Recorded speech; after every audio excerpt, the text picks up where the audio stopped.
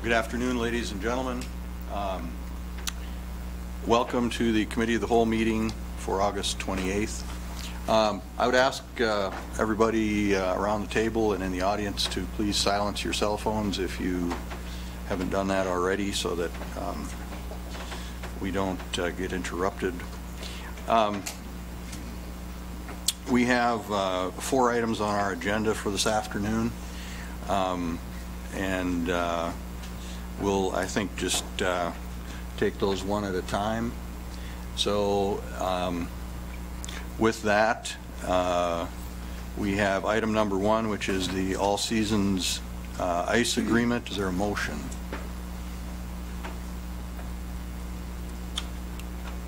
I would move approval. Okay. Is there a second? Second. Seconded by Sipma. Discussion? Alderman Wolski. President Janser, I'm going to just mention this very briefly, but I just have not looked at this contract in the past. This is the first time looking at it. I know one of the regular users of the All Seasons Arena in terms of ice is the Men's Hockey League, and so item 9 on the addendum that says no alcohol or tobacco use is allowed at the All Seasons Arena or the State Fair Center.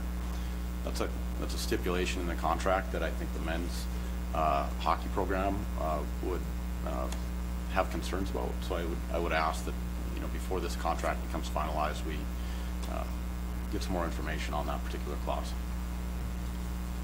Okay. Further discussion? I guess the staff can just do that. So, any further discussion on the motion? City manager or finance director, who's ever. Yes, thank you, Mr. President. Just a quick note, we're using new technology today, which would require, in order for this system to work, for you to depress your button after you're done speaking. Otherwise, you will override everyone else's ability to speak. So, City Clerk, if you wouldn't mind doing the same for yours.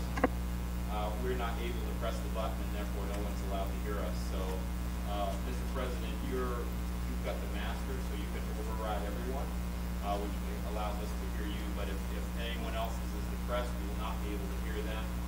Anyone else that wants to speak. So just keep that in mind if you wouldn't mind. Thank you. Thank you very much. Is there any further discussion on the motion?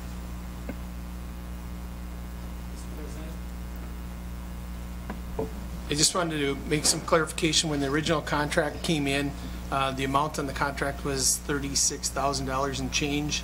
The original amount that was, or the amount that was approved in the final budget for 2018 is $15,000. That is the amount that's included in the memo and the amount that would be included in the final contract if it's approved as recommended. Okay, thank you for that clarification. Any further discussion? Alderman Wolski. I would just clarify that my motion reflected the $15,000 amount that was budgeted, and perhaps that also needs a bit of clarification with the North Dakota State Fair Center and the Park Board. So, okay, thank you. Any further discussion? All right, seeing none, please call the roll. Wolski? yes. Sitma? Yes. Janser? Yes. Olson? Yes. Pittner? Yes. Quadrigula? Yes. Motion passed. Motion carried. Item number 2 is special assessment approval for weed cutting for 2018. Is there a motion? So moved. Second. Moved by Sipma, seconded by Pittner. Discussion. Mr. President. Mr. Mayor. Thank you. This is actually relating to several conversations. I'm just going to move that a little farther away. A couple conversations I had we'll try that again. A couple of conversations I had earlier today, even with some folks who were talking about blighted properties, and not just necessarily in the valley and not necessarily just developed or undeveloped lots, but we've run into a dry fall, and it looks as though we have quite a few different properties around the city that are overgrown with weeds, those that where people live or renters are at. This is just me as an individual, as a homeowner, as a resident saying that we have to take it upon ourselves as citizens to take care of our own properties. The conversation that the city has to is reflected here in substantial assessments to the tune of more than almost $50,000. So when the city has to, it costs the citizens dollars, and that's the point that I just wanted to make with all of these special assessed properties coming into Mo, because people aren't taking care of their properties. Thank you, Mr. President. Any further discussion? Ma'am?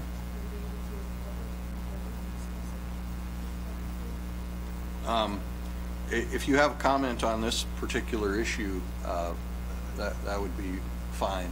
However, it probably should be clarified that today's meeting, as we get farther into the budget topic, is not a public hearing.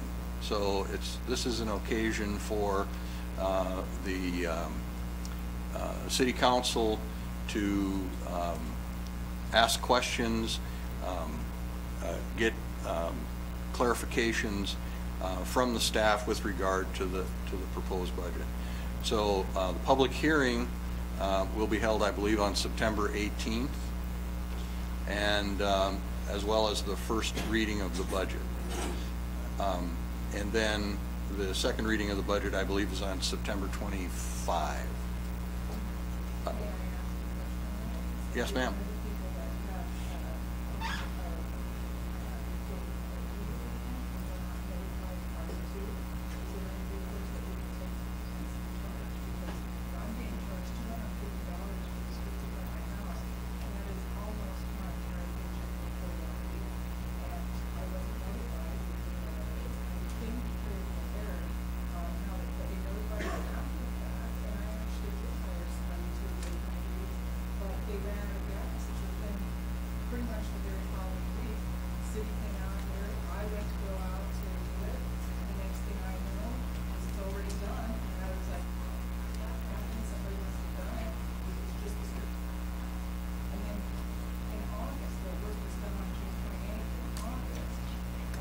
Bill for $250. Well, I do my best in the time that I've lived here as a property owner too. I hate leads myself, but I have limited time and resources and money. So how do I contest something of that nature if I don't come to City of Lowell? Because that's where they told me in the letter when they finally did send me a certified letter to come. So how do I go about that? What's the proper, and I apologize for having an unsightly strip in front of my house. And I do everything I can to prevent issues. But what's the recourse for something like that? What action can I take to find a reasonable? President Janser and Alderman, I just wanted to point out that this meeting is actually considered a public hearing for weed cutting. And then September 4th, the final approval of the weed cutting list will go to City Council on September 4th. So there may be members in the audience that do want to protest their weed cutting at this time. So I apologize for that discrepancy. Okay, and so as in case of if somebody does have a problem with being on the list and what have you, then who does she talk to on the staff? Well, this is governed by city ordinance, and in order to protest at this time, she would need to send a letter of protest to the attention of the city manager, and from there it would be investigated. Okay. So if there is a protest, if the council sees fit, they can pull whichever properties they want from the list and approve the remaining. Okay, thank you very much. Ma'am? The letter that was certified mailed to me after the fact, so that I can get that done prior to, because I promise you, coming to a meeting and having to ear my weed information to the public is not something that I enjoy, because I do try to be a responsible Minot citizen. I care about this community. But I do find that $250 for a little strip, it is not, when I went to hire somebody, I hired a coworker for a lot less than that. And if it hadn't been for him running out of gas, it would have been done. And I would have never even known that you guys were trying to get a hold of me to tell me to get my weeds done. So a protest letter, that information, having even, if you're gonna make the attempt to charge at. Thank you, President Janser. Well, certainly, we'll take a look at the letters that are sent out to, if adjustment needs to be made on how they're going to be move forward. But understand, too, that you may have a unique situation, but there's hundreds upon hundreds that don't. I understand your frustration, but understand the frustration, too, that there are hundreds of certified letters that are sent out, and perhaps you can get with city staff and figure out the clerical issues that need to be taken care of. And moving forward, absolutely, ensure that you get the letter to city staff for that protest, and absolutely we will listen to it. The point that I'm airing on my frustration is we do have a significant amount of these properties around the city that do need to be addressed, and I think the reason when you talk about the price is because it is all manpower that is moved from taking care of regular city business and wear and tear and all of that, and we're not in competition with just the basic lawn services. And not intended, I've lived here since 2012 after the flood. I have no intention of creating more problems for myself or my neighbors. I have tried to be a responsible citizen, but at some point you prioritize. I don't walk out to the front end, but I was trying to take care of all the weeds around my yard prior to, because it has been one of those summers where the weeds kind of grew on their own pretty quickly. But I do think the due course, even that letter that I did finally get after the fact, it would have been nice to be told about the protest to the city, because I was told to come to this meeting, and that's the recourse. And trying to find the information online is not all that easy either.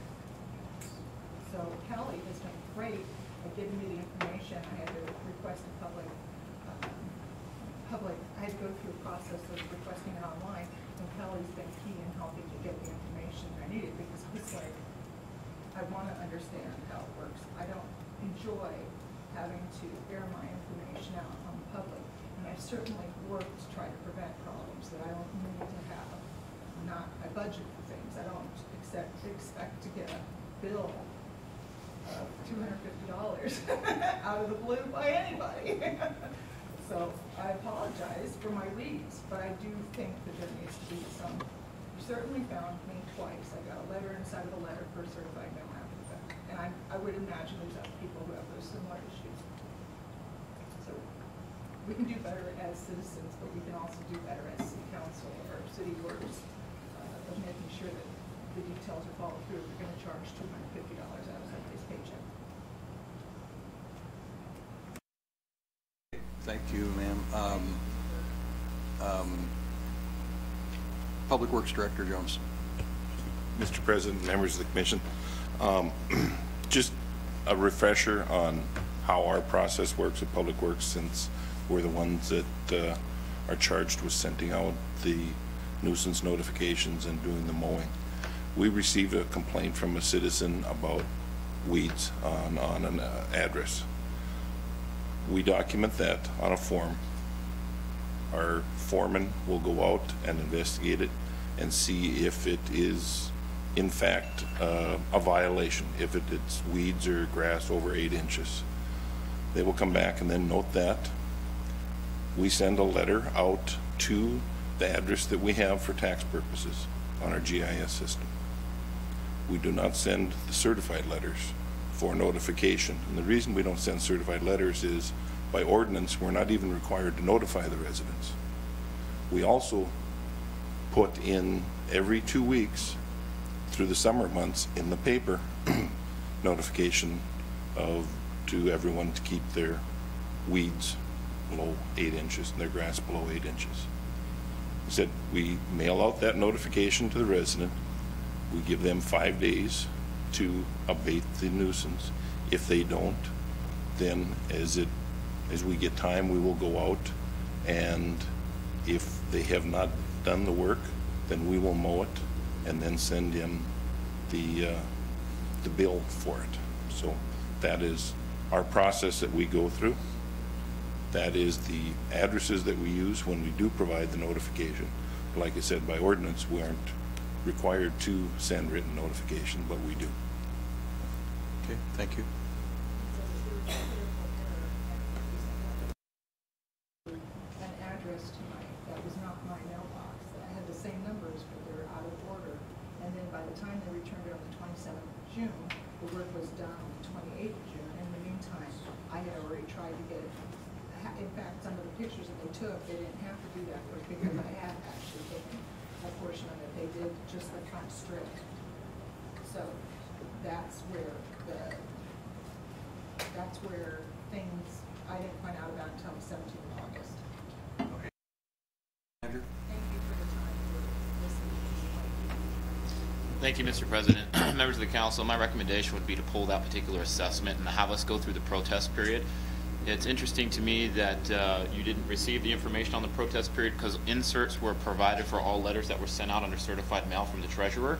But I would suggest that at this point in time, given the controversy around this particular incident, that we pull that assessment and we allow her, the resident to go through the President Johnson, I would amend the existing motion to reflect the city manager's recommendation.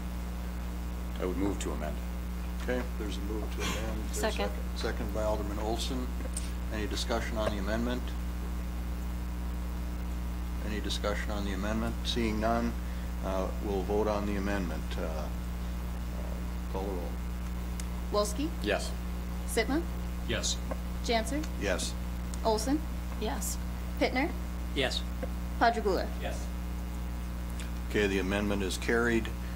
We're back to discussion on the original motion as amended. Alderman Wolski. President Johnson, thank you. Just a request to staff when this comes to us at council, if you guys could provide a template of the letter that goes out and all that particular information, I'd just appreciate an opportunity to look at it. Okay, thank you. Any further discussion? Is there anybody else in the audience here to talk about their assessment for weeds being cut?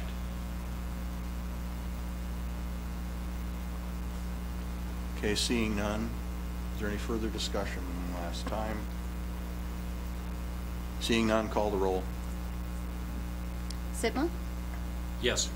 Janser? Yes. Olson? Yes. Pittner? Yes. Padragula? Yes. Wolski? Yes. Okay, motion carried. That brings us to item number 3, which is the budget presentation by the city manager. Mr. Berry, you're on. Thank you, Mr. President. I have a brief presentation. Most of the information I'm going to share with you this afternoon is information that you have already seen. This is really for the benefit of the community, essentially our citizens that are tuning in for the first time as they get engaged in the budget process. So I'll be very quick. As you know, we've spent hours upon hours over the last 4 or 5 months or so talking budget and talking financial challenges and those sorts of things. So I'm going to try to boil that down very, very quickly in a very brief presentation because I know that we want to get to essentially the purpose of this meeting, which is to talk about questions that you have as it relates to the particulars on the budget. So without further ado, I'll just jump right in. We have several budget drivers that have influenced the development of our budget this year. The first is depressed sales tax revenues, and the second is property valuation reductions. That's on the revenue side. So we continue to see that sales taxes are low. They looks like they've stabilized, but property valuations have also come down about 3% on average for this last period. And so those two things are things that we're having to account for in this particular budget. In addition, we're having to plan and prepare for 2 of the largest projects that this city has ever undertaken, and not only that, at the same time. So the Northwest Area Water Supply Project is now getting restarted, and of course the money that's needed in order to restart that project and pay for its continuance is what's being reflected in this budget, as well as flood control and the costs that are coming down the road as it relates to the development of the flood control improvement project. This year's total budget is about $180 million, which is up about $37 million. And that's the first question we usually get from the community is, well, how can you possibly increase your budget with revenue challenges that we have? And the reality is that much of this money is coming from money that we've set aside already for some of these projects, and is money that we're having to develop in the second penny for NAWS, for example, in order to make room for the continuance of that particular project. So that's where essentially the majority of the pressure is coming from inside this budget. Just to show you again, the Northwest Area Water Supply Project over the next 5 years is going to require nearly $50 million of new revenue in order for us to continue and finish out that project. On the flood control side, both including acquisitions as well as the flood control improvement project, we're looking at about another $108 million that needs to be raised in order to pay over the next 5 years in order to pay for flood control. So together we're looking at a financial challenge of almost $160 million over the next 5 years to bring those two projects on track, and in NAWS's case to bring it towards completion. So we're having to make some adjustments to revenues, and that's been the challenge inside this budget. It was the challenge we had to deal with last budget as well. I've talked about this story many, many times. This is the history between sales tax revenues and property tax rates as it relates to the last 10 or 12 years inside the city of Minot.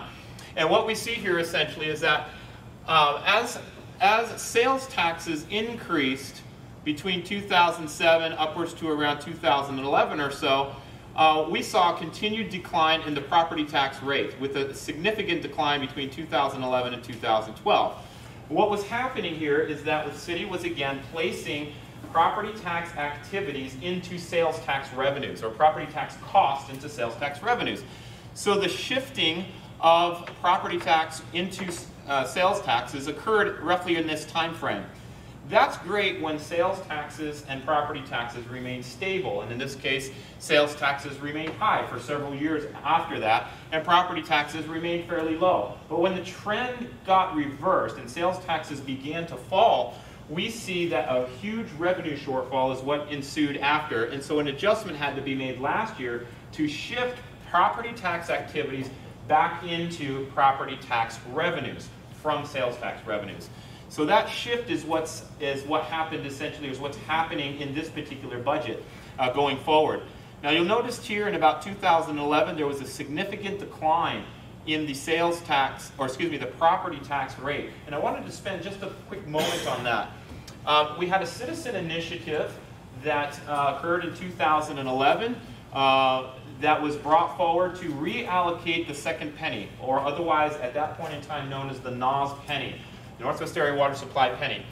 So because NAWS had fallen into significant legal trouble and the project was stalled, citizens decided that maybe continuing to finance NAWS with that second penny wasn't necessarily the best use of that second penny, and therefore an adjustment was made to stop collecting money for NAWS in the second penny and instead reallocate that revenue to three specific activities: community facilities, infrastructure, and a big property tax buy-down. And that's what was done. In fact, the vote was overwhelming. It was by far 70% to 30% to reallocate the second penny.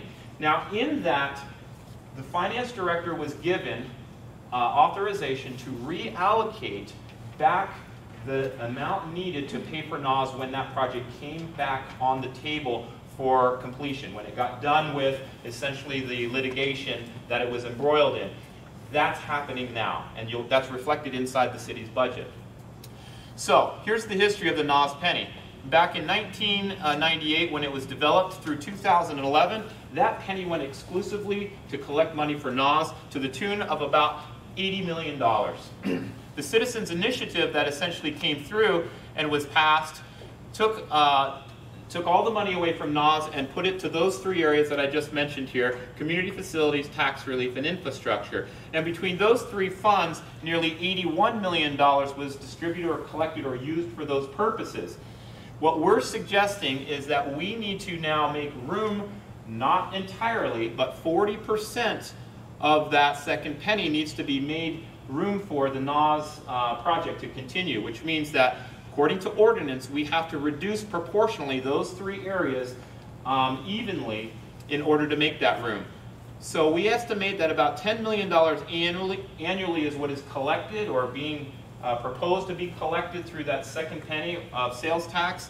We know that we have $50 million for NAWS that has to be raised. And so essentially, when we look at the financial projections for NAWS, we believe that we need about $4 million of that second penny in order to continue the NAWS project going forward. It looks to be somewhere around this point in time, about a 7 to 8 year period that we will need that money in order to pay for the NAWS project going forward. Now, what about NAWS? NAWS, because I've gotten this question many times as I've talked with folks in our community, well, do we really need to do NAWS? Is that something that has to happen? Can we just postpone it or not do it or whatnot? The reality is NAWS has been something that's been around for decades. It is a regional water supply project to deal with not only water quality issues, but water supply issues as well.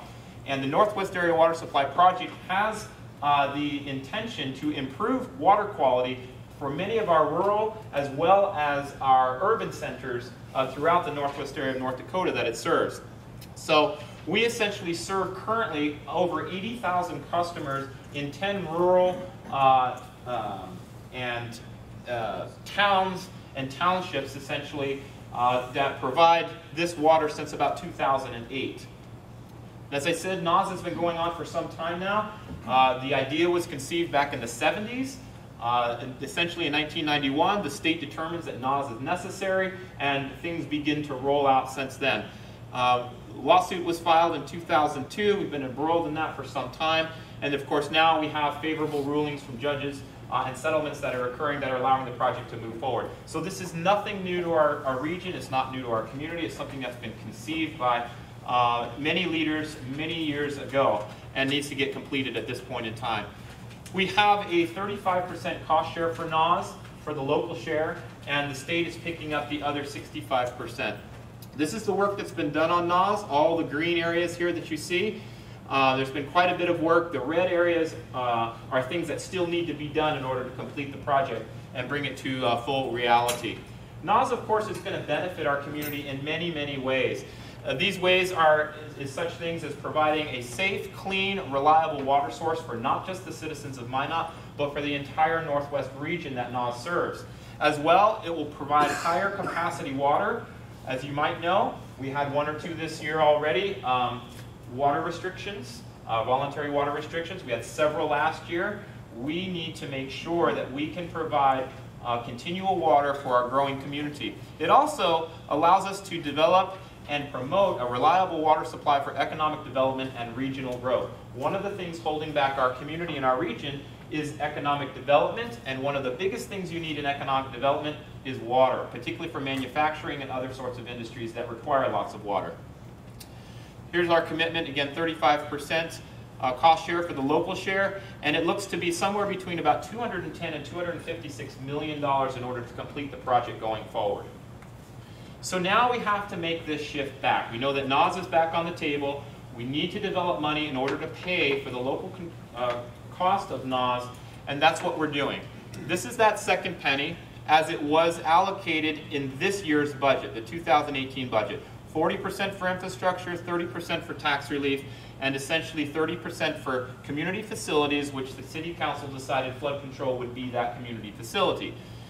We're recommending a 40% allocation for NAWS and a corresponding even reduction as the ordinance requires for tax relief, flood control, and infrastructure. In order to do that, we have to shift these revenues, or the offsetting of these revenues, back to property taxes. So here's the corresponding shift back to property tax. 12% reduction in property tax relief equates to $1.2 million. A 12% reduction in the flood control project is $1.2 million. And infrastructure, that shift is about 16% to create $1.6 million. So here's your 40% of that penny that has to be essentially converted to a different revenue source. That equates in our budget to about 19.43 mils of property tax increase. Now, one thing I want to point out about that is that we, by doing this, if this is the course the City Council chooses, we will be reducing the direct and indirect property tax subsidy from 53% to about 38.5%, or about a 14.5% reduction, and that is in alignment with the International Economic Development Council's recommendation that was recently put forth earlier this year as well. So here's how the budget essentially works out with that primary piece of information.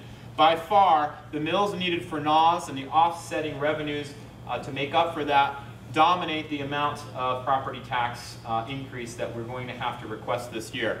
There is a small amount of property tax increase that's related to a valuation change of about 3.37. However, that portion of the mill increase essentially will not increase taxes on homes with flat or reduced property valuations. So, with that information, we are requesting a 22.8 mil increase in the property tax, again dominated by the need to raise money for NAWS now. This is our current, or was our budgeted mill levy, about 106.4, plus the 22.8 equals the 129.26 is what's requested in the budget. The way that works out to the average citizen is essentially we do have a consolidated tax statement. The city of Minot represents 32.8% of that consolidated tax statement. Our increase is about 18.5%, but because most of the other jurisdictions are fairly flat, the entire consolidated tax bill will only go up by about 6%. This is another big misnomer in our community because people see this 18.5% and they think that's on the total tax bill. That is not the case. It's going to be about a 6% increase across the entire tax bill. So that's one thing we wanted to make sure people were clear on.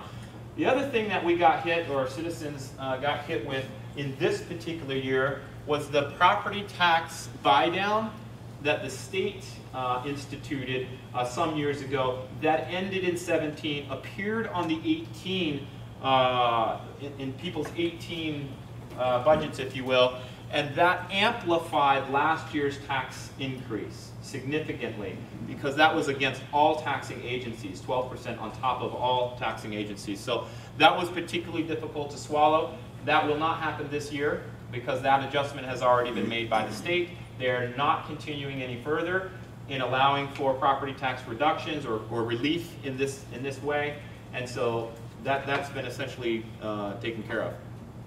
Going forward, this means about $162 per year for the average or median valued home in our community, which is essentially about $13.50 per month of an increase. And again, that's because essentially we are only about a third of the consolidated tax bill. Now, a lot of people have asked me and have asked the staff, what have you guys done to try to also keep costs down? Well, there's quite a few things that we've done. First, we've been continuing to delay maintenance and capital projects, but that strategy is not working well really going forward. That is starting to catch up with us in a huge way. I've mentioned to you many times that essentially in street maintenance, if we use it as an example, good street maintenance programs are on a maintenance cycle of around 5 to 6 years. Our maintenance cycle is about 17 to 18 years. That's getting to the point where it's not really maintenance. We're starting to have to do major repairs, which cost more. Those are the types of consequences that we bear when we push things off too much. So we have continued to do that in this budget, however, but we're trying not to do it as much as we've had in the past. We have reduced operational expenses, and I'll share a little bit more on that in just a moment. We've developed 5-year projection models to try to see down the road further so that we can plan and prepare and make smaller adjustments today to overcome larger challenges in the future. We've also used some reserve dollars to offset the mill levy to the tune of about $1.5 million in this year's budget. As you know, I've sort of frowned on that practice, but we've had to essentially embrace the continuance of that at a smaller level to try to keep things as reasonable as we can. Also, we've been working with the legislature on Hub City funding and hope that that will work itself out so that we can increase the funding coming to Minot from oil and gas impacts in our community. And then, of course, we've reduced community grants and donations, which was a painful process for not just myself and the staff, but also the organizations that have had to work with on that. These are just a very small sampling of the types of projects and equipment, essentially, that we have pushed off. And you can see that in many cases, we've been pushing projects off for as much as half a decade or more. And again, this is just a small sampling. Each of these projects that get pushed off get added to those projects which come back on or come on. And we end up creating a larger and larger challenge moving forward. So we've got to shift from putting things off to begin working the dirt pile, if you will. Here are the other additional reductions inside the budget. The grants and donations collectively reduced our budget request by $570,000, and we cut another $700,000 in addition to the $5 million from last year's budget out of operations. So that essentially offset an additional 6.5 mils, or an equivalent of $1.3 million beyond what we initially were going to request in this budget. Additionally, I think I mentioned this to you already, the city is very efficient with the citizens' money. We have great stewards as in our department heads.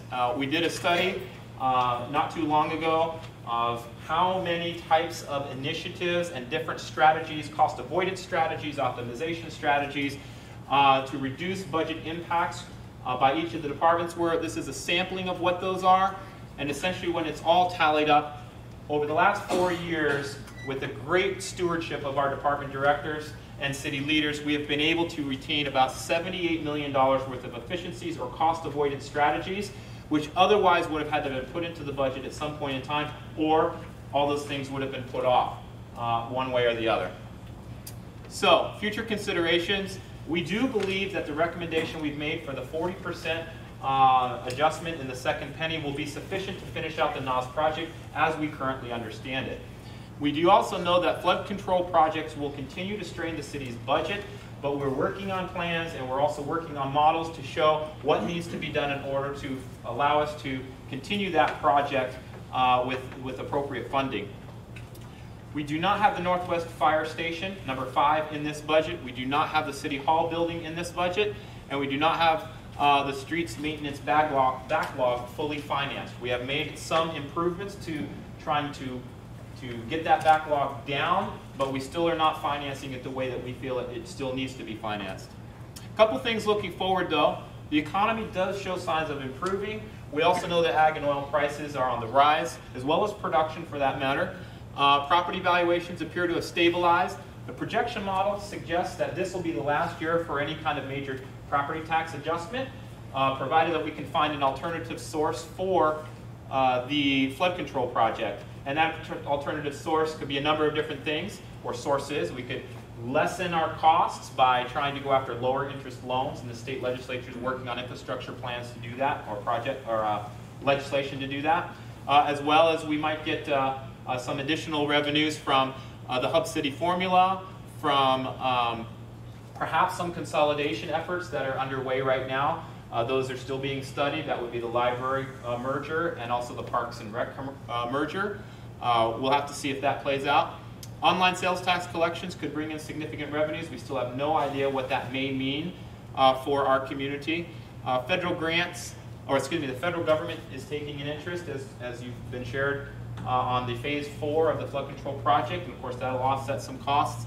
And then lastly, as I mentioned, the state legislature is working on lower interest loan programs that will likely be taken up and discussed in the legislature next year early. So that's what I have for you on the budget, just as a quick refresher. For anyone who's interested in learning more about our budget, or getting access to the budget, or looking at the budget workshop videos, or the presentations, or any information on budget, please visit the Minot website, minotmd.org. We have a special button there that people can click on and get all the information at their fingertips on the budget. So that's all I have for you in formal presentation today. I know that we're here to talk about specific questions on the budget. I guess I'll stand for any quick questions you might have before we turn the time over to you to ask us any and all questions that you have on the budget. Any questions for the city manager on his presentation this afternoon? All right. Thank you all. See you none. Thank you, Mr. Berry. Okay. We will then proceed with item number 4, which is the questions and answers. I guess in deference to the mayor, I'm going to allow him to go first. Well, If you... I appreciate that, thank you. I've got a few questions that I've certainly had some discussions with some of the staff already to this point, so I have worked my way through a significant portion of what I had prepared, but I first, City Manager Barry and perhaps Mr. Lakefield wanted to discuss, or go back to NAWS for just a second, simply because this does play a significant part in, I think, this year's budget. Discussions that I've had with some folks that I think were on the early ends of this had some preconceived notions that NAWS was already fully funded, and turning this back on is pumping some dollars into there that we don't really need right now. I want to address the account that we have for NAWS, some of the projects, and I realize it's not specific into the budget, but this information I think is critical to this budget. What projects that we have to complete and what dollar amounts we need to aim for. You had said about that $4 million a year, but I think at the finite details maybe a little bit deeper. Thank you, Mr. President, Mr. Mayor. The NAWS project is a project that has grown in scope and size and essentially cost as well. And so some of the things that NAWS didn't take into account initially when the budgets were generated was, in particular, the biota treatment plant that's going to have to be brought on. Now, there does seem to be some interest on the federal government state and federal government in moving that particular project forward with the biota plant. Director Jonason can also brief us on where they are in that particular conversation. But the money that was identified for the budget was believed in 2011 at that time collected sufficient to pay for NAWS. That has since been turned out not to be the case, and more money is essentially needed in order to complete the project. So for an accounting of the actual dollars that we have for NAWS and what's expected, I'd turn that over to Director Lakefield. But for the specific project components and what's left to be constructed, Director Jonason will be able to help enlighten us on that. Mr. President, Mr. Mayor, as you know, this is an ongoing project, estimated well out into the future with a lot of unknown factors. Our latest estimates, we estimate that we will be short in total funding to complete the project of just under $26 million. That's why we recommended starting to reallocate the second penny of sales tax funds, a portion of that, instead of dedicating all of that second penny back to NAWS as it originally was devised, again, to mitigate the impact on the other things that would be offset by that reallocation of the second penny. With these estimates, even at 40%, with the assumption that sales tax will at least remain consistent and not go down, we looked at that estimate will continue through 2024 and perhaps be able to cut that back a little bit in 2025, again assuming that the cost estimates hold true and that we don't run into any other problems with some of this project that was constructed a number of years ago and is yet to be put in service. Okay, thank you. Mr. Jonason, do you want to give us a little clearer idea of what we're building with this NAWS money? Sure. Mr. President, Mr. Mayor, council members, like City Manager Barry said, there's between $210 and $250 million worth of projects yet to complete. There's a lot of pipeline in the ground and some of the booster stations, but just a few of the projects that are left to be completed is our inlet into Sakakawea yet at the Snake Creek pumping facility. That's about a $17 million project alone just to get it into there. The biota plant, right now they're looking at phasing that into 3 different phases so that we don't build onto it until the capacity is needed. In total, that's about $110 million. There has been the commitment from the federal government to pay for that, but they don't have the money. They recognize that it's their commitment as part of the NAWS project to treat the biota, but they don't have the funding for it. The state has said that they will take the head at advance funding that.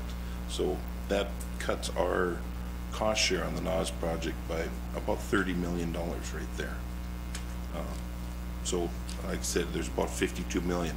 There's reservoirs and pump stations between the Biota plant at Max and here that have to be built and go online. There's also additional pipeline that needs to go from Deering north up to Highway 5 and then over to West Hope, over to Botno, and over to Upper Souris, rural water. There's about, just with the pipeline, it's about $17 million. There's reservoir and booster station that needs to be built on that pipeline because we can't pump the full capacity there. That's about $17 million just for that. There's another phase of the water plant expansion in Minot that needs to be done in future years. It's about $8 million project. Various inline booster stations along the way that need to be built for about $1 million. Another reservoir and pump station up near the Botno area that needs to be built, $7 million. Like I said, and then various other segments of pipeline that, you know, range in cost from $5 to $7 million. So, like I said, the total project cost is $210 to $250 million. So, although there's a lot of infrastructure in the ground, there's a lot to go. And I might add, thanks to this lawsuit, NAWS was originally estimated to be about $180 million project. Now, thanks to it being tied up in court for 16 years, that has grown to be, it's going to be a little over $400 million project when it's all said and done because of inflation and increased cost of materials from when it was first proposed. Okay, thank you.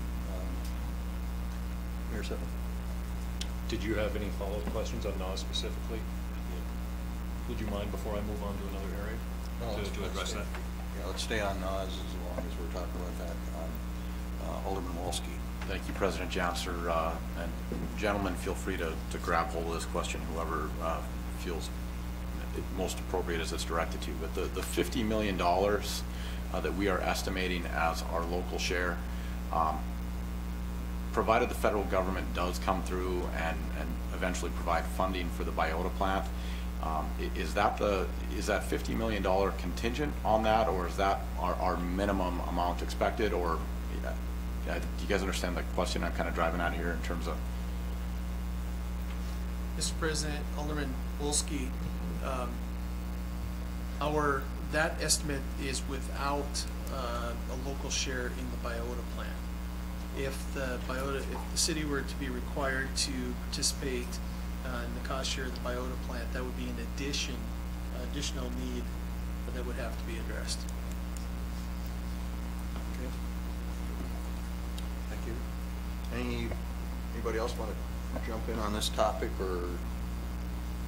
Okay, seeing no one, Mr. Mayor, we're back to you. Thank you, Mr. President, and I'm going to stay more on to the actual numbers here. Mr. Lakefield, we had a discussion on this a little bit prior, but I wanted to touch back on this a little bit with the healthcare costs in several areas, pretty much across the board. Can we take a look at these numbers in terms of the overall increases from piece to piece? And prefacing the question here, from all of the different increases, we had made a commitment as well to put more of a cost share from the city point to funding that for the employees. So buying up a little bit of that coverage. But can you maybe talk a little bit on the other parts of those increases, if you would, please? Finance Director. Mr. President, Mr. Mayor, the increase in this line item is a combination of different items, as you alluded to, at least initially in the preliminary budget. Amounts were included in there to increase the city's contribution to the employee health insurance in an effort to retain employees and decrease the turnover rate that we had been experiencing and offset some of the costs associated with that turnover. In addition, we did see an overall rate increase from our provider this year. And another factor that comes into play is we have a number of open positions throughout the city, and when we budget and those positions are open, we have to assume that whoever is hired to fill that position would select a family health insurance plan, which obviously is the most expensive option. You know, if we bring somebody on and they either elect not to take the city's coverage or a different type of plan, then we would realize that savings. Okay. That answers my question. Get to what Thank you. you're after. Yep. Okay. For my next question here, I just want to flip to page 20 here under the liability insurance portion here. And again, I might be pushing on our finance director a little bit. Do you feel that we're being conservative enough with our estimates as we're coming in and looking at it? It's not just liability. I realize we've had this discussion within committee of the whole as we're reassessing a lot of our coverages throughout a lot of our buildings. Are we being conservative enough? And do you think that the bid process soon is going to be going out? Mr. President, Mr. Mayor, you know, again, this increase in this line item is a result of a number of different items coming on board. Most notably, possibly, is the city's takeover of the operation of the parking ramps, which was something that wasn't included in last year's budget initially. So we had to add that coverage. Those are very expensive structures. So it increased our insurance amount. In addition, we brought on a number of other buildings and equipment that we had to add coverage on as well. And when we started looking through some of the coverage that we had, we looked at how our buildings and a lot of our property is currently covered under our existing plan, and we felt that that coverage was probably not sufficient to what we had. And mainly how that insurance works is they use the depreciated value on the buildings. We have a number of buildings that are somewhat, they've been around for a while, but the city has maintained those buildings and done a lot of work over time, and the actual value that the insurance carrier has on those buildings would not be sufficient to even begin to replace those if something drastic should happen. So that was something that we looked at. We brought it to the council here a number of months ago for suggestions. That's one thing that we plan to take out to an RFP, but because of the budget planning, we have to include that in the process. And again, it was one of those things where we're just trying to mitigate some of the risk that we experienced with a little bit of a change in our insurance coverage. Thank you, sir. Does anybody have any questions on the insurance? Anybody want? Okay. The next question I had, I think, I certainly marked it on page 23. I know there's a lot of them that are dispersed throughout the different line items, but the city manager maybe and finance director, whichever, in terms of the long-term disability, we had talked about ND-PERS as an option. What kind of impact are we going to see with that long-term disability component? And I realize, again, this is going to be for people that choose to participate within that program. So do we have any kind of idea of cost savings from going from the plan that we have now into those potentials for ND-PERS? Thank you, Mr. President, Mr. Mayor. We do. We've done an analysis in the event staff want to convert to PERS, should that become an option for the city. We hold a separate liability coverage for that long-term disability, and essentially we would no longer need to hold that for staff that choose to participate in the ND-PERS program, because that is part of the program.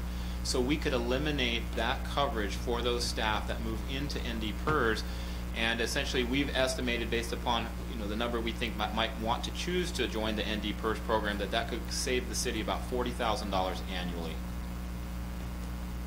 City Manager Barry, is that reflected within this budget, or is it one of those anticipatory that we need to wait until essentially the 2020 to see those realized? Thank you, Mr. Mayor. It is not reflected in the budget yet because it's not something that's been approved. Mr. President, I want to now move to page 105, and I'm going to look to the police chief for this one. Jason, on the 5 police vehicles, absolutely, I understand the need to continually cycle through those vehicles. I'm not disputing that one for a moment. My question is on the bid process. Are we still looking at the state bid on going out to that? Are we going to open that back up? How's this process for the 2019 budget looking?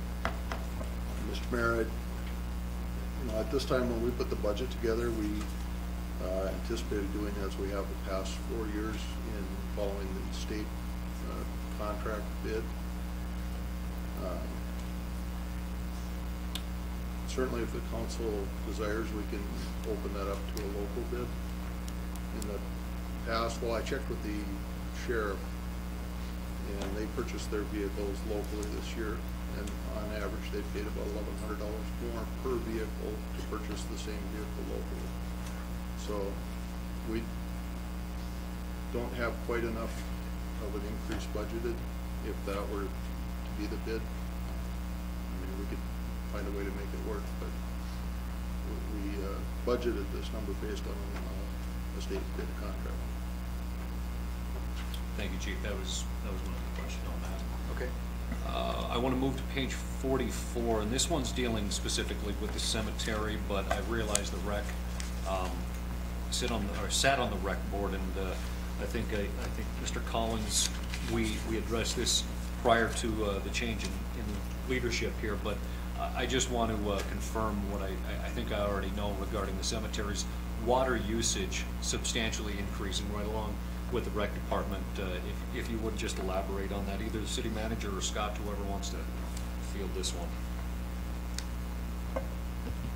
Mr. Mayor, these items are based on historical usage data. We go back a number of years and again make those estimates and try to project into the future. So for example, the last half of 2017 was relatively dry.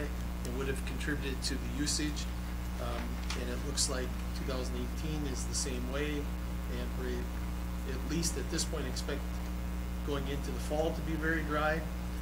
So we base that on historical data and historical price information as well.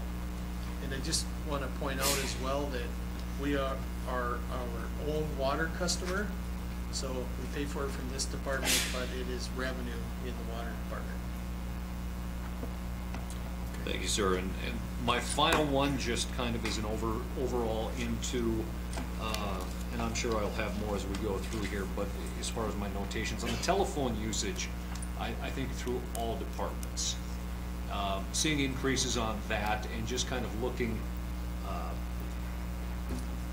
to see where we're at with, is it cell phone usage, is it overall usage? I know Ma Bell isn't charging as much as she used to for long distance calls anymore, but just kind of looking for a little information there.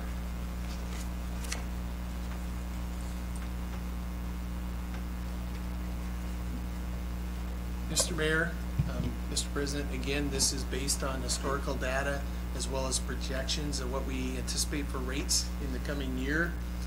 So it's a combination of a number of factors, our Verizon, our mobile accounts, as well as our SRT usage, and again, based on historical data. And that would include long distance information as well. Mr. Lakefield, with the Verizon, again, it's just kind of one of those, have we shopped it? Is there any discounts for municipality maybe coming out to these, or are we already receiving those kind of discounts for the bulk volume? Mr. President, Mr. Mayor, we have mobile contracts with a number of carriers, and it just depends on the type of plan that's required for those departments, whether they need data, what type of pooled minutes they need, what type of phone they require. So we do shop that around to try and get the most bang for our buck. Mr. President, that ends my at least primary list. Okay. Thank you, Mr. Mayor. Alderman, anybody else want to jump in with some questions at this point? We will kind of open up for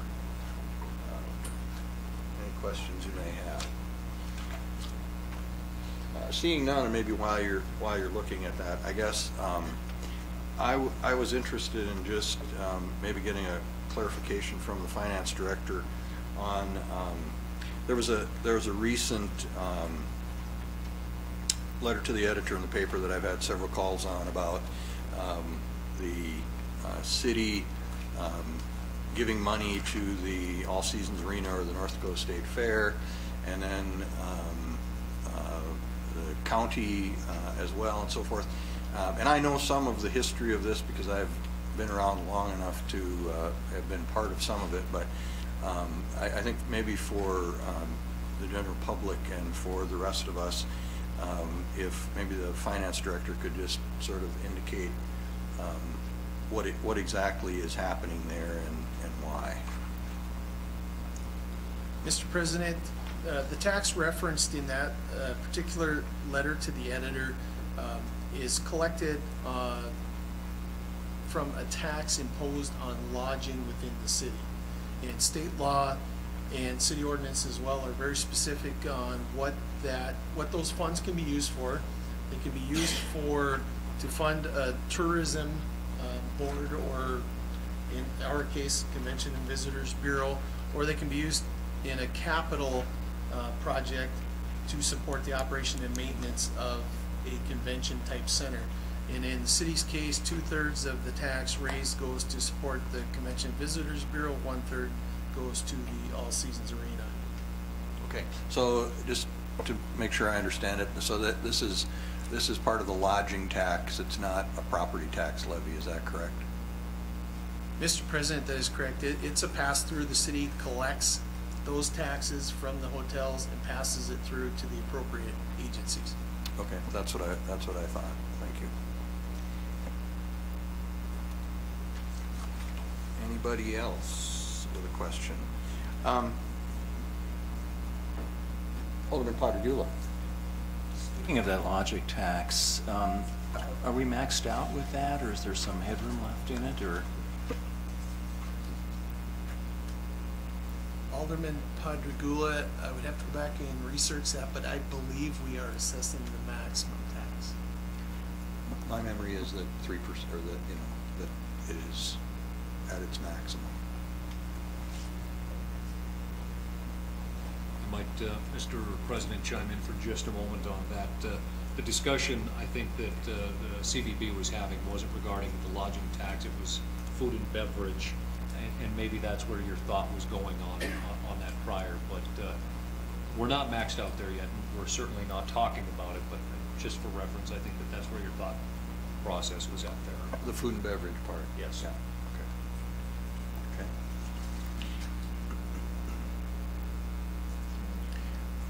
Okay.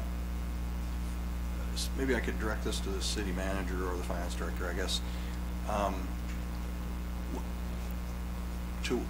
To what extent, if any, is flood control being funded by property tax? I mean, and I guess what I'm particularly looking at is it looks like there's about $1 million some dollars, and if I'm not mistaken, I believe that's actually a pass-through from sales tax. Is that, somebody verify that for me? Mr. President, that is correct. That is a little bit of the process that we have to go through to follow the rules that are imposed. So we cannot transfer some of that money directly to the flood control account. It has to go through the general fund. So what you see on the budget sheet, it appears that property tax levy is being used to pay for flood control type projects, but that sales tax is coming into the general fund to offset that. So it nets out within the general fund. It's just the way it has to be put on the financial documents. Okay. Alderman Wolski. Thank you, President Janser. This might be kind of related to that topic, and this is something I had noted in my review, but going to page 36 inside the street division, about 3/4 of the way down the page, there's a significant jump in the maintenance street levies. The 2018 budget was $250,000. 2019 budget is basically $2.1 million. Dave, is that the reflection of that transfer between funds, or is this a different line or a different item related to flood protection, but maybe not? Is this SWIFT work? I'm just curious. Mr. President, Alderman Wolski, that particular line item, that increase is attributed to SWIFT work that is being done to the existing flood protection levees that we have to get them back up to standard. Does that amount to a transfer from sales tax, or is this something we're doing internally on our own at this point? Alderman Wolski, that would be paid for with some of the property tax proceeds, not necessarily the flood protection proceeds.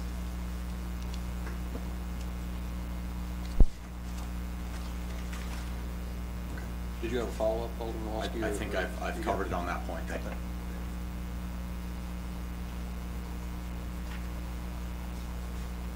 Anyone else?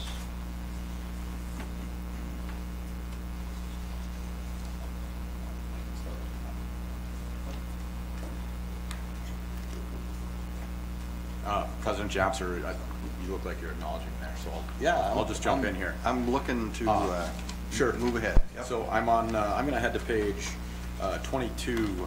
We're in the information technology area. Mr. Lakefield, I think I sent you an email, or at least I hope I did last week, sort of letting you know that I was curious about some of these things. One is the fairly big line item on an annual basis, software agreements at about $300,000.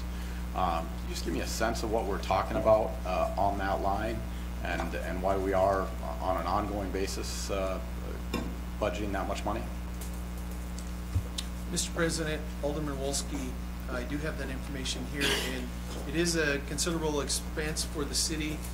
As you know, we have a number of different major software vendors that we use.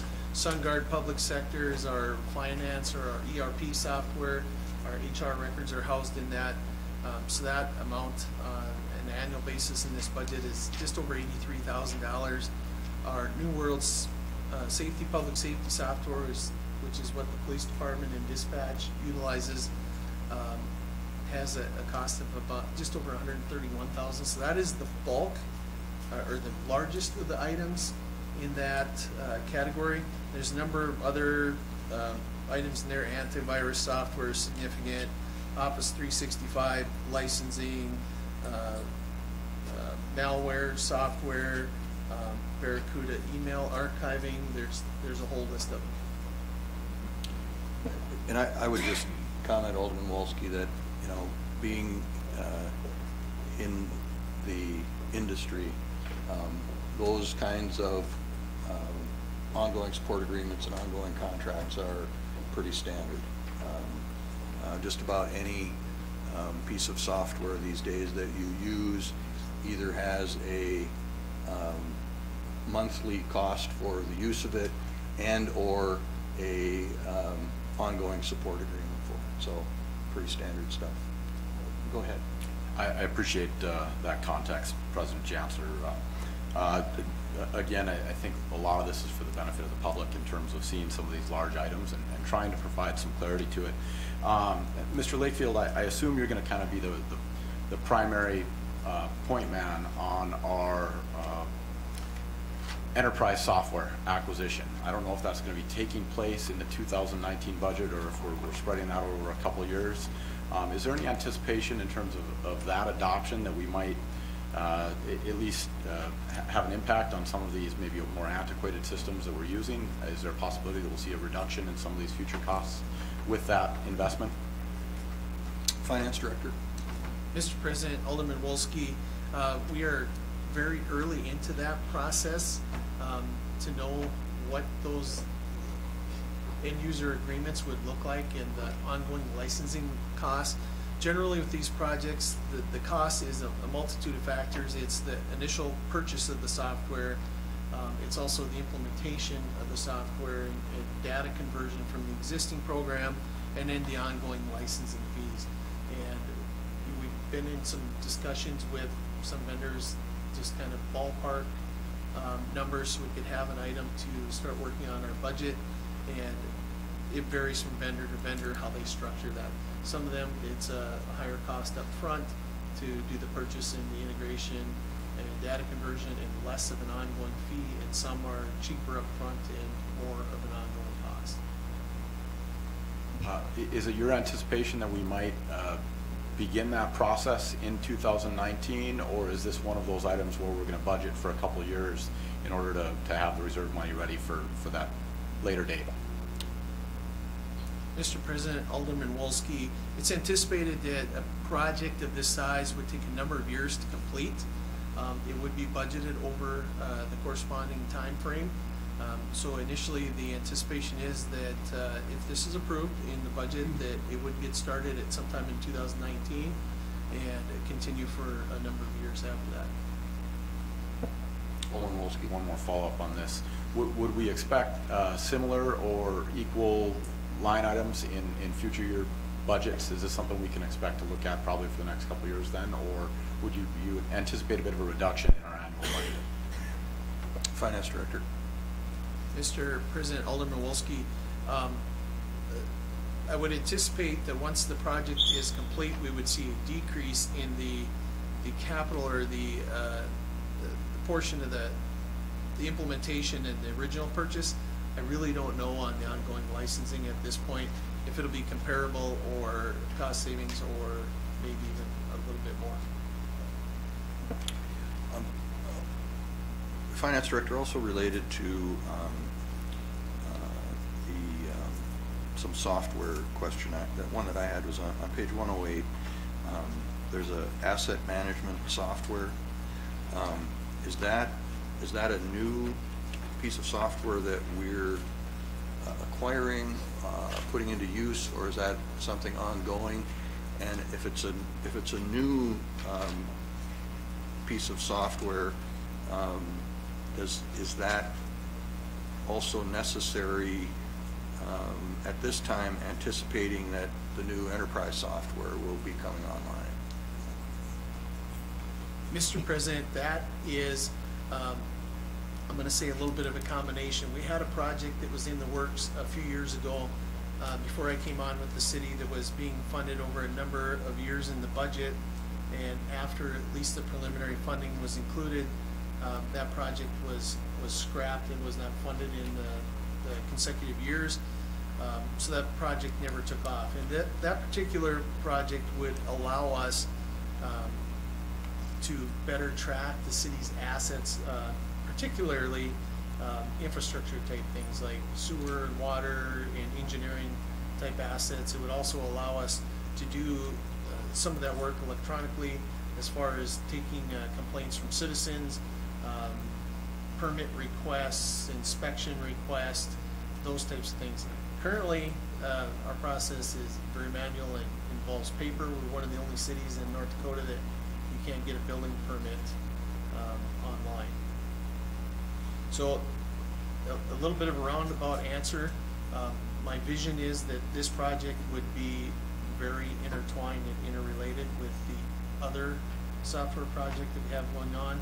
Ultimately, at the end of both of those projects, we would want those two systems to be compatible with each other and to be able to transfer that data back and forth. Okay. I would certainly hope that whatever we're acquiring now would be integrated with whatever we get for the enterprise application, because if not, then you end up having to build that bridge, and it can be kind of expensive to make that happen. So, okay. Alderman Wolski. President Janser, thank you. Kind of a continuation along the same line of thought, but I don't know exactly when it was. Probably several months back at council, we had discussed, or at least broached the topic of fleet management software for vehicles and depreciable equipment.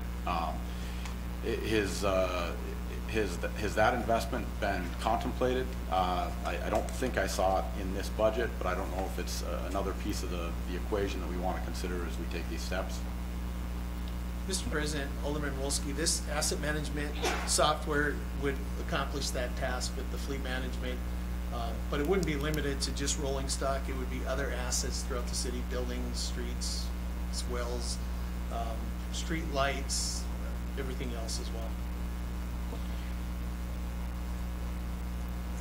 Since we're talking about rolling stock or vehicles, I guess, another question that I've had put to me or people have come up with is, can you make the car last another year? Do you need to buy new vehicles? I'm driving a 2011 something, and do we have to spend taxpayer money on a new vehicle? Can you maybe just quickly give an idea of sort of how that process is with respect to deciding when it's time to retire a particular vehicle, for instance? Mr. President, as part of the development of this budget this year, we've implemented an evaluation worksheet that when these rolling stock requests come through with the budget, it's essentially an assessment of the existing vehicle that is being replaced. There's a number of different criteria there, including the condition, the current mileage on it, how much we've incurred in repairs, as well as whether or not it's a critical response type vehicle, such as a fire or a police vehicle or some type of on-call type of vehicle.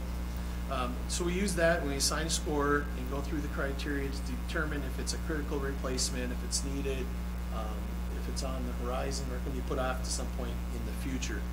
One thing we also have to keep in mind, particularly with the police vehicles, is once those vehicles are taken off the front line at the police department, they're repurposed either as spares or admin type cars. They flow through the entire process and oftentimes are picked up by other departments. The airport has an old patrol car, some of the inspection cars, so they go to other city departments to be further utilized. And the idea behind that is they're not emergency response vehicles at that time, so they're not quite as critical as far as the condition of them. And most of the time, by the time those cars are finished, they're pretty well used up when they're sold at auction. We have, in last year's budget, we did reduce the number of replacement vehicles for the police department. I do believe we cut a couple of vehicles out of the fire department's budget as well. And that's another one of those cases where those cars are driving every day, regardless of whether they're a new car or not. So when we replaced the fewer last year, that just means some of the existing vehicles that we have now have more miles on them and are a little bit older and will be in a further deteriorated condition by the time they pass through to the other departments. Okay, thank you for that explanation. Mayor Sipman, excuse me. Thank you, President Janser. And to further Mr. Lakefield's point here, on page 108 for some of the folks, if they just want to look under inspections, I think it gives a fairly decent description of a vehicle that's being looked at, being replaced 200,000 miles, that's leaky and in dire need. If anybody's out doing any kind of analysis on those vehicles, that's the type of vehicles that we'd be looking at replacing. And thank you, Mr. Lakefield, for the explanation as well. I had one gentleman that approached me why we were buying a Dodge Charger for one of our departments, and after explaining that it was one of the old police vehicles that was taken out of use and put to a refurbishment to end out its days, I think maybe an inspection or wherever it ended up. But absolutely, those vehicles are well worn by the time that they head to the boneyard.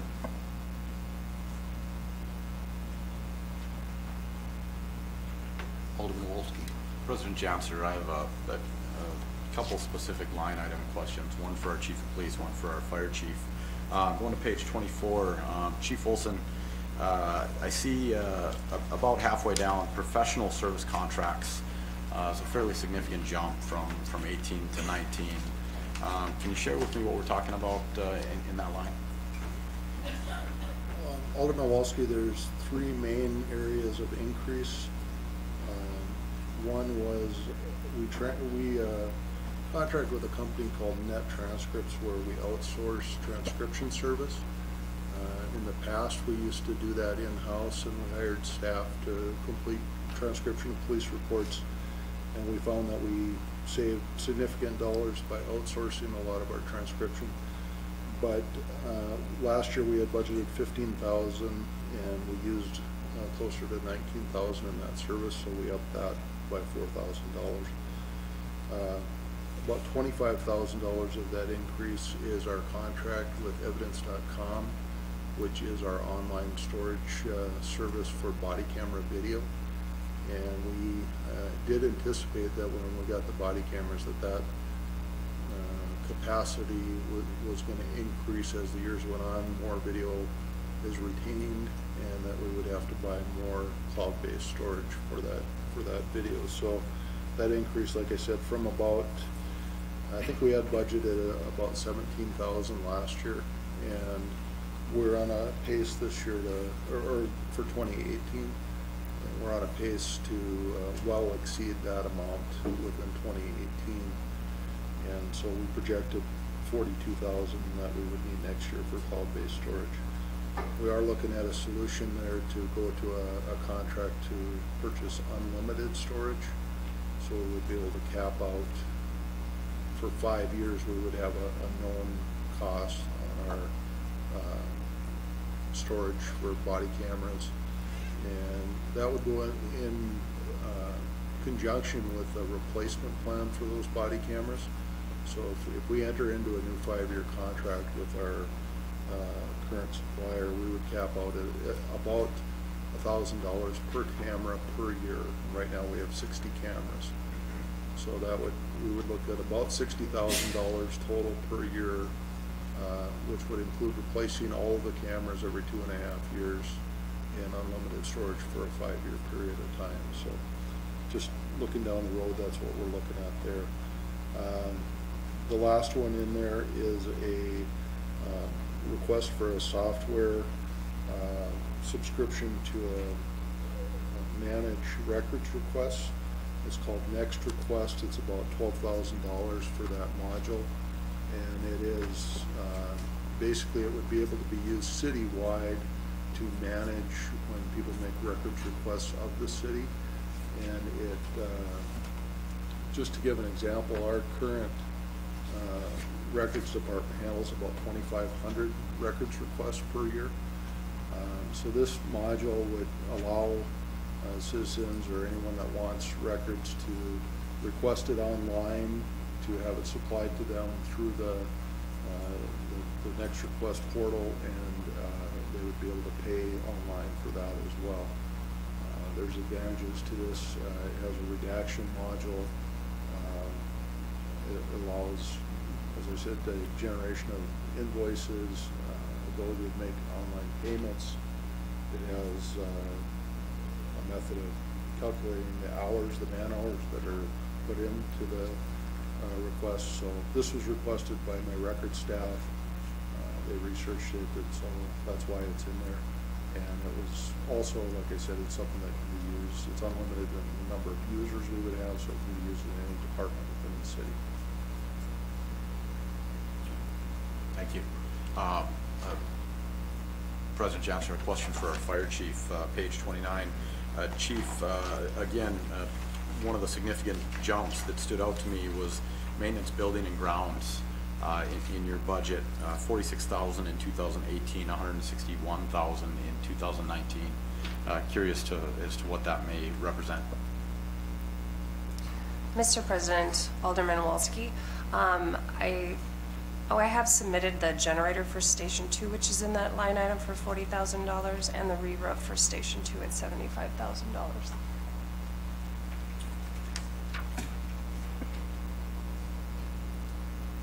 Thank you.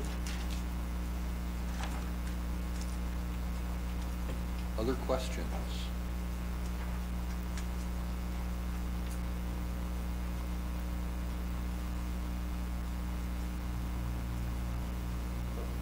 Alderman Wolski, do you have something further? I do.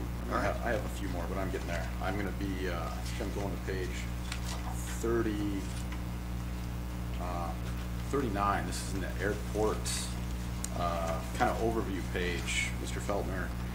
There was a number at the bottom that I simply didn't understand. This was the cash reserves community facility charge. Mr. President, Alderman Wolski, those CFCs are user fees that are collected from the car rental customers. And through the mysteries of accounting, we get to, count it as revenue. So you see that it goes up from $185,000 in 2018 to $242,500 in 2019 because we increase the per day charge to rental car customers that are collected from the rental car agencies from $3.50 to $4.50. But since we didn't have any 2019 projects scheduled, that money has to be backed out a couple lines down where you see it in the parentheses. So we're actually planning on collecting $242,500 in 2019, but since we don't have a scheduled project, that money gets backed out, and perhaps Mr. Lakefield can explain it better, but the money's there, we just don't get to count it. Mr. Lakefield, did you want to follow up on that? Mr. President, Alderman Wolski, those funds are for specific purposes related to improvements at the airport that will be funded with those fees that are collected. So they are put into reserves until those projects come on board and are approved, and that will be a funding source that will be used in the future for those projects. Okay, thank you. Mr. Wolski, you're rolling still? You bet. Water supply on page 59. I expect Mr. Jonason can help me out with this. I'm going to find my notes here. It was actually the water and sewer line down considerably, almost $500,000. So just curious as to what's going on a particular line like that we see a significant jump. Mr. President, Alderman Wolski, I may have to phone a friend and ask finance to chime in on this, but basically I believe that is a transfer to water and sewer. Mr. Lakefield? President, Alderman Wolski, that particular line item is transferred to accommodate debt service in one of the other funds. So would my understanding for 2019 we have a reduction in debt service based on a lower line?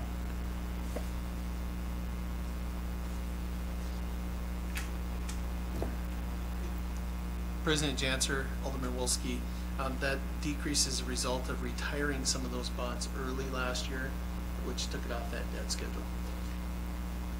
Okay, thank you.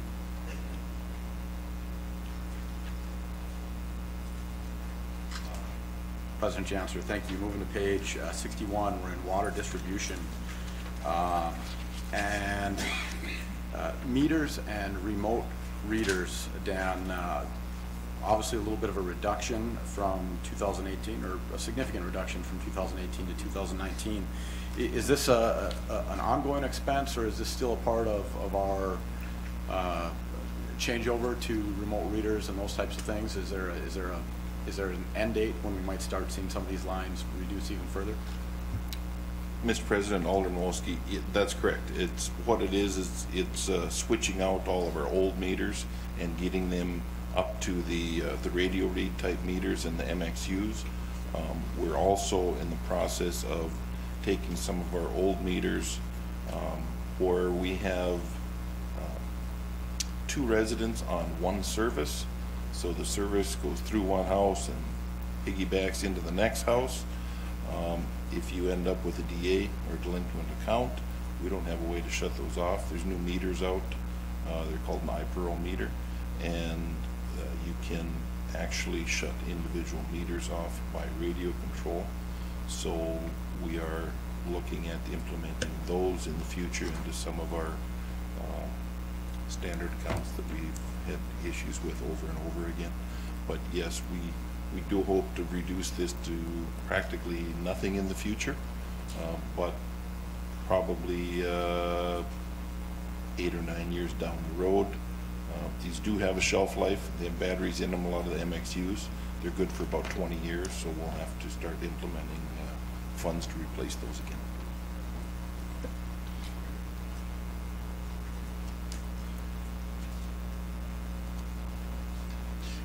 I'd like to ask a question. Are you looking, or can I come back to you? Okay.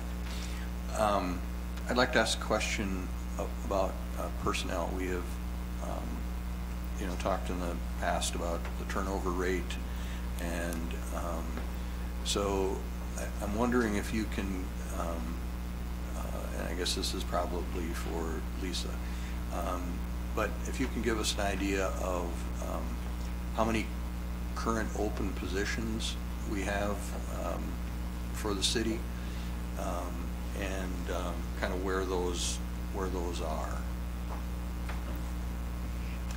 President Janser, right now we do have 21 open positions within the city.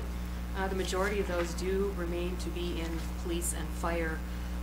We have ongoing an open period for them to apply, but there is going to be testing coming up for those particular positions. There are several positions that we still have in engineering that we continue to battle getting any applicants for. Some of them have been open for several months with not even one applicant, so we are struggling in that area to try and fill those positions still. Okay. Thank you for that.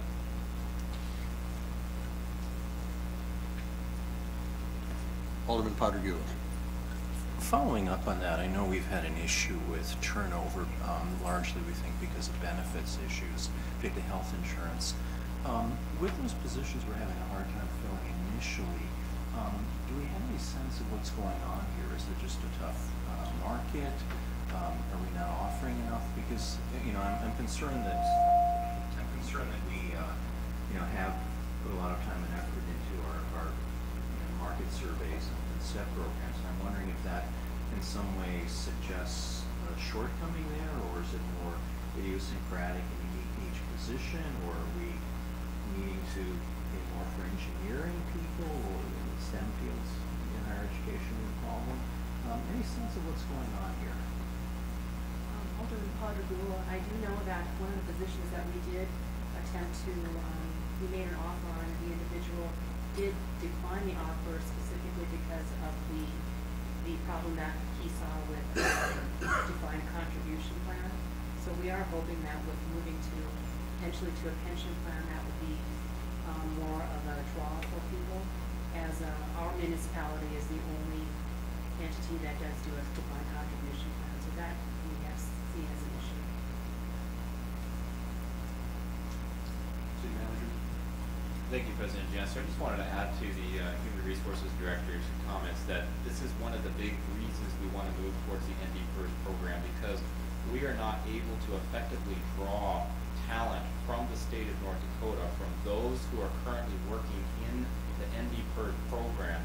They look at the city of Minot and say, why would I want to come there and sacrifice any vesting or any continued building of my ND FIRST retirement account? And so we feel like our competitiveness inside the state is compromised by not being a member of the ND FIRST retirement program. There are over 285 jurisdictions in that program, and if you're one of those staff that we're trying to recruit, that becomes a big issue. Why would I come to Minot when I would have to give up an already good defined benefit program? So that's one of the reasons we've done the research and made the recommendation to move towards the ND program defined benefit. Alderman Wolski, did you have something further at this point? I do. I'm on page 64. This is utility accounting. And I'm looking at a couple fees that not significant. Well, they are, $16,000 for credit card fees, and then I have an $11,000 jump for professional services. Maybe it's Mr. Lakefield might be able to speak to those particular details. If not, I have no problem taking that information in a follow-up. But I think maybe more alarming, or not alarming, as a trend, we're still looking at about $87,000 annually in postage for utility billing.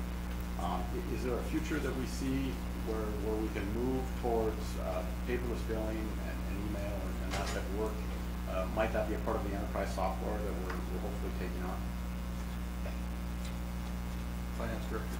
Mr. President, Alderman Wolski, we do have some of that capability in today's system with the ability to do online payments and do your bills online. However, we can't force people to adopt that technology. That is something that we continue to work on. And I would envision that eventually would be, again, a part of this upgrade in the software. Hopefully, maybe make that more user-friendly and more inviting to get more people to adopt that technology. The increase in credit card fees is mostly a function of usage. As more and more of our payments that we receive transfer to that method of payment, the cost goes up with that. However, there's also a cost to processing other forms of payment as well. And then the other factor that comes into play with that is as the city grows, we also have additional utility customers as well. President Johnson, maybe just a brief comment to follow up to that. Perhaps that could be a public awareness campaign in the future where we're attempting to let people know that we love them to begin the online or paperless billing process or the direct deposit withdrawal for those accounts. Just something to think about. I'd like to ask the city assessor to kind of give a couple of thoughts on, where property values are today, where we've come to over the last year or so, and kind of what your thoughts are on what we might anticipate going into 2019. President Janser, well, the last 2 years I've been reporting to you that residential values have gone down approximately 4 to 5, 6% in that range. 2 years ago, for this year, another 2%. It would appear that our values are very steady right now in residential. It's hard to say there's another 4 months of market selling up, but it would appear that the residential market is very stable, as indicated in the opening report that Sue mentioned. However, commercial is still a little, a little hard to pinpoint. We have made significant reductions in apartments and hotels, and we believe our values are consistent with what they're probably estimated at value now. Of course, individual owners have their own opinions. Ours is right, and theirs is an opinion, and so we'll just go with that. But it's important to note that I maybe have a little bit of a concern about commercial just yet, but it's also important to note that residential properties still are over half of the total valuation out there. So I'm optimistic that next year's total valuation will not be a decrease as it has been in the last 2 years. That would provide less pressure on the value of the mill. Not that long ago, the value of the mill was $230,000, and now finance is using $205,000, and that's as a result of losing valuation.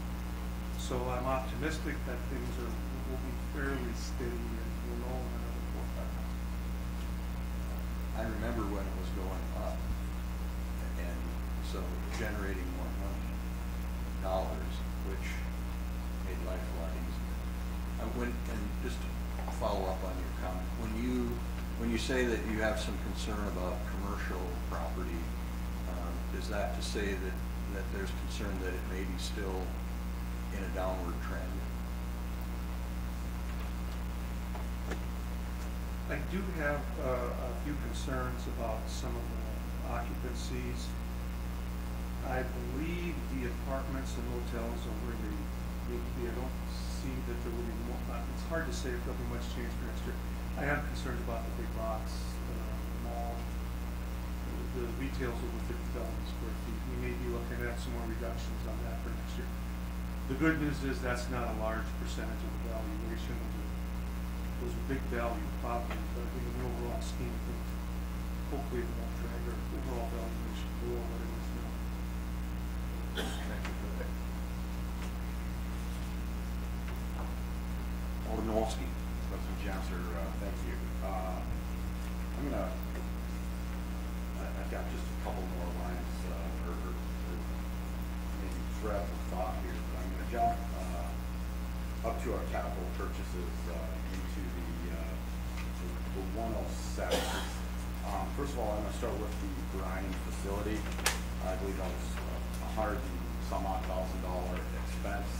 I bring it up only because I feel like the county has been having a discussion about some Bryan-related activities as well.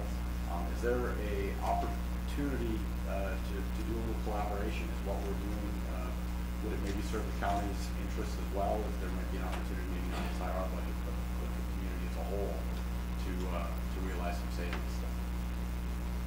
Public Works Director. Mr. President, Alderman Wolski, there could be some opportunity here. You know, right now, we purchase our brine from the DOT because they have a facility out there. I know the county is looking at putting up storage tanks and bringing in brine type mixture from some of the wells, which I know has drawn a lot of questions on is there any radioactive material in this, and has created a lot of controversy. So right now, I guess my opinion would be I would steer away from that, because you're still going to have trucking costs, you're still going to have storage costs. You know, when you start looking at using brine on each event, you can easily use 10, 20, 30,000 gallons. So it would take a lot of storage to have enough on hand for the county and us. The issue we have with, you know, the DOT right now is we're kind of at their mercy for when they're available to get it. And you know, I don't mean to degrade the DOT, but you know, they come first for getting it on their roads, and then if we can slip in there and get some material from them, we do so.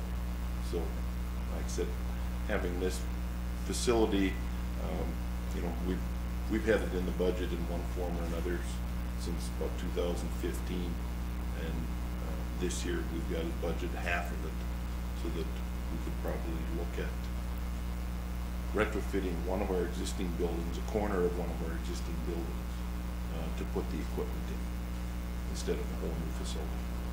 Continue. President Janser, Mr. Jonason, thank you for that answer. And I, you know, from my understanding of the county's uses, it's a little different than ours. It's dust suppression, and I think there may be some of the actual chemical that comes out of the wells that is useful towards that purpose. I think I would just invite you or ask you to reach out to the county to see if there is an opportunity in some form, or if our facility may serve their need in some form. Again, if there's a way to save a few dollars here, even if it isn't on our side of the budget, if it's there for the taxpayers, I think that's worth exploring. Continue. In that same neighborhood of the budget, I'm looking at the truck box hoist, and in particular the description,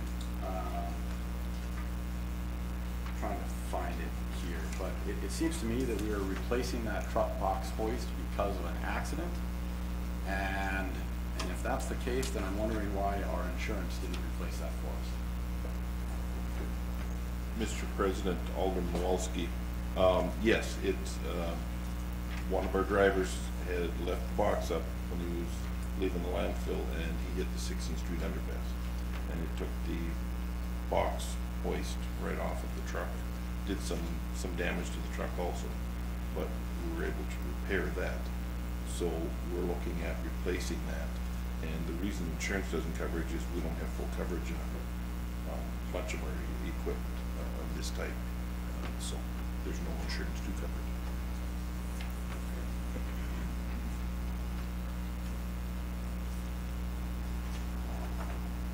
President Janser, I think maybe kind of a comment slash question slash invitation to comment, but one of the items in the capital expenses there in that same 110 neighborhood is for a turf mower. Sitting at park board meetings, they're buying a lot of turf and mowing equipment, looking at a future where we are going to have a lot more green space, and just a general significant growth in our mowing requirements. Have we reached a point where it would be appropriate to, and I don't even know if this exists, but conduct some type of turf management audit or practices in terms of ensuring that the equipment we are applying to this problem is properly resourced on a really holistic scale? I think the concern I see is that we are chasing this problem on sort of an ad hoc basis, and I'm not sure if it would be appropriate at some point to step back and take a bit more of a holistic look at the overall issue, and see if there are some opportunities to save. So with that, I would invite anybody to share whatever comments they may have. Mr. President, Alderman Walski, I'll take a first stab at that. I guess we don't do a documented study, but we're constantly looking at what our needs are, and one of the reasons we're looking at this larger turf mower is exactly what you said with flood protection work that's coming on. We're going to need bigger equipment so we can get across it faster and with less manpower. If you look at our budget, you'll see that our line item for part-time work, which usually is the personnel that we use for a lot of our mowing activities, has decreased $75,000 to $100,000. That is in part because we are buying some larger equipment, larger mowers, some that have 10-foot widths and can cover a lot more area with less personnel. But with that said, we also have the need for some of the smaller mowers, because in looking at the nuisance lots that we mow, some of the right-of-way locations that we mow, we have over 350 acres of right-of-way that we maintain. And the 10-foot wide mowers just don't work good in all those when you're trying to go around trees and some of the boulevards and things like that. So it's, like I said, my crews do a very good, I think, assessment of what they need by being out there and trying to utilize some of the smaller, 4-foot, 5-foot mowers where they can, where they have to, but also utilizing the bigger mowers. This would be the third one that we bought. We've bought 2 in the past years to help maintain it that have the 10-foot mowing width. Like I said, it helps us get across a lot of these larger areas quicker and with less manpower. So I think we've done a fairly good assessment of it. Final comment with that is we're also working with the Park District under the flood control project to get a mutual aid agreement for maintaining some of these areas. For example, Phase MI2 is going through the golf course area and Wheelings area. And the golf course has expressed an interest to have that mowed a lot more often than we would mow a normal levee. So they have agreed to mow and maintain that, which will save us money in the long run. Alderman Walski, do you have a follow-up? I do. Just kind of a brief comment and directly related to, I think, this challenge to our community looking forward. I think one of the things that may be appropriate to look at is planting practices. And obviously we're all familiar with the prairie. Did a pretty good job of managing itself for a few million years before we got here in terms of the height of the grass. I wonder if, maybe, and I'm looking over at Mr. Zakian now, as we start looking at these future greenways and as we are acquiring properties, rather than that that transitional step where we plant grass, perhaps it's possible to move some of these properties into a lower maintenance or a more sustainable native species and kind of skip a step in the future. So again, trying to think about this problem looking forward long term and what these spaces may be, to again just prevent as much of this work as possible. Okay. Thank you. Any further questions? President Janser, Alderman Wolski. I got 2 requests for maybe budget practices, Mr. Lakefield. I've noticed that the references to flood protection, they're sometimes in sales tax, they're in a flood protection page towards the back.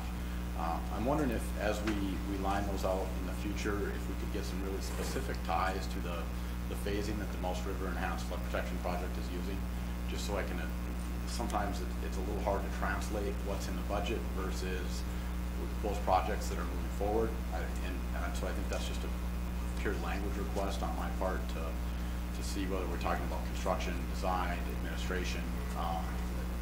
Again, just so these projects line up when people look at these things. And then there's another item related to the retaining wall around City Hall. I know that was a project that was reviewed a couple years ago. There was a consultant that provided some information for us. Dan, can you just, or excuse me, Lance, can you just forward that report to me, to what we have on that at this point? I would expect to have some more questions there. And then with respect to my final set of questions, I appreciate everybody indulging me. Turning to our recreation department, Mr. Collins, there were just a couple things in here that I have some questions about. I know that this is an entire department in operation that is being reconsidered in lots of different ways right now. But the tennis center itself, the physical structure, is that something that's built into our budget, or is that in the park districts? I'm just curious where the operation of that building sits in our particular budget. Alderman Walski, the tennis center is included in the entire recreation budget. Staffing and building and maintenance and everything.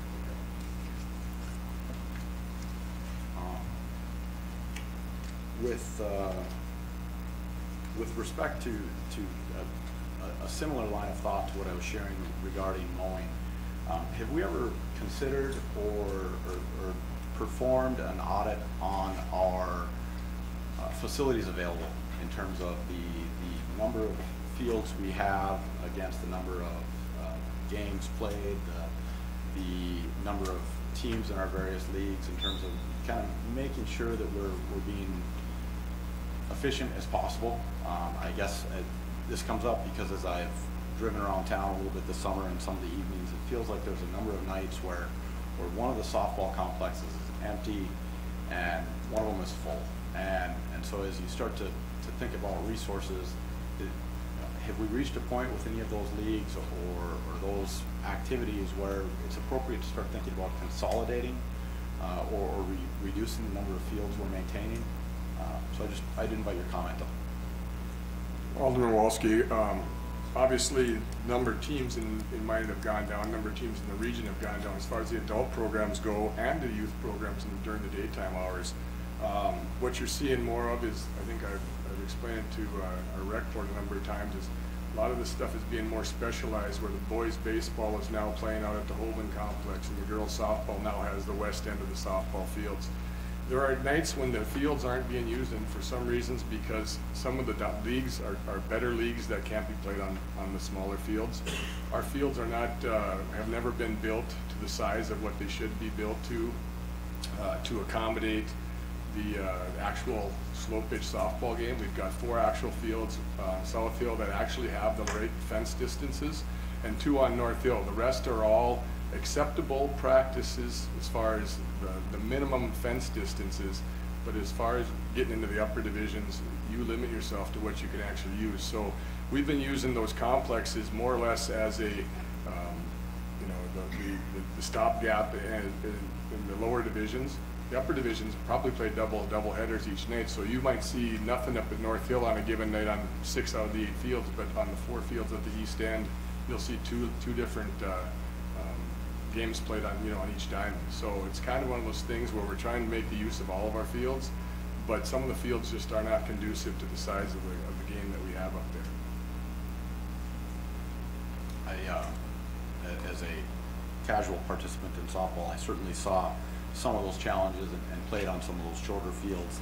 I think this is just, again, a challenge that's going to confront our community moving forward, is to making sure that the resources we are applying into this activity are being best applied to where there's the most benefit, most value, I guess.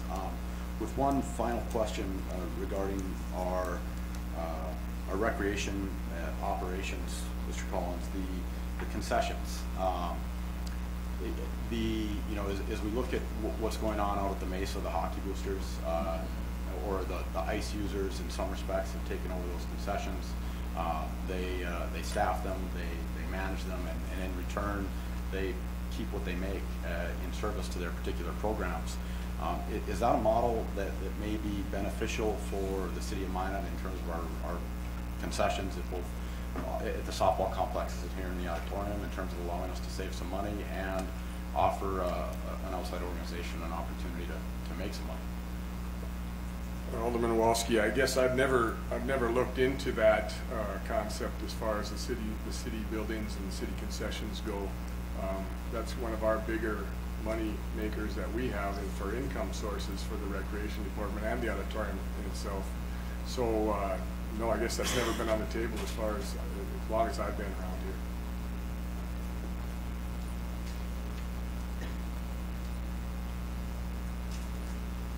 Okay. Thank you. Any further questions? Mr. Mayor. Mr. President, I really don't have any more questions, and I'm only going to offer kind of the last call. If somebody has questions, mine's more of a few statements. So I'll defer if anybody else has any further questions in the budget. Anybody? And Mr. President, I think this is more for the general public as a whole looking into this budget process. This is now the third Q&A that I've gone through, and I know, Mr. President, you've gone through many more, so has Mr. Padrigula, but through the processes over the years as I've even watched prior to this, this is definitely a different budget cycle and different process than we've ever had before. We went through 3 different workshops within the different elected officials, going through a significant amount of data and the different analysis for the cost and the different revenues that were changing. And then along with that, putting together a 5-year essentially in-house study of where we were heading, both revenue and expenses, to give us an idea of where we ended up with this budget. Within that third workshop, it was the council that gave the priority to the city staff on what we wanted to see within this budget. And that, to me, is significantly different from anything that's ever been done in terms of practice. As anybody who's gone through this, and I know a lot of people at this table have gone through prior budget practices, and people in the room that have seen this, years prior it was the city staff that had put together a budget, and it was put on the council's desk that often had a significant amount of, for lack of a better term, some fat to cut, to kind of feel like the elected staff was doing a good job of maintaining those costs and trying to keep everything down. And traditionally, I think it was just more of a give and take in terms of practice. I feel that this is a much stronger process that we've gone through, not only having the data, providing the directive from all of the elected officials to staff, and then getting a budget back from staff, essentially exactly what we were asking for. I don't think anybody was asking for an increase, but again, that analysis within all of the different workshops and having all of that information is before us. And I feel a lot more prepared as an elected official. I think everybody at this table feels a lot better informed, which is why I don't think we had a significant in-depth grilling, which I did see in some of the past, to some of the staff. And I'm not sorry about that in any terms, because I think between the information that we had before us, the questions that we approached staff with, I see just a lot better process before us and a lot better outlook down the road, because we do know what's coming now, and not just, well, this budget's here, it's next year's problem after that. So I wanted to say thank you to the staff. I wanted to say thank you to all of the people that helped put this together. We still have a couple of readings, and we're still going to be diving into this. But certainly there was a tremendous amount of work that went into this, and I think being able to provide the community with the information that has all been compiled and put out there is beneficial to the entire process moving forward. So thank you, guys. Thank you, Mr. Mayor. We have kind of run to the end of questions, it appears. That was our primary purpose here today. I want to thank everybody for your time and attention. I want to thank the public for being here. And with that, we're adjourned.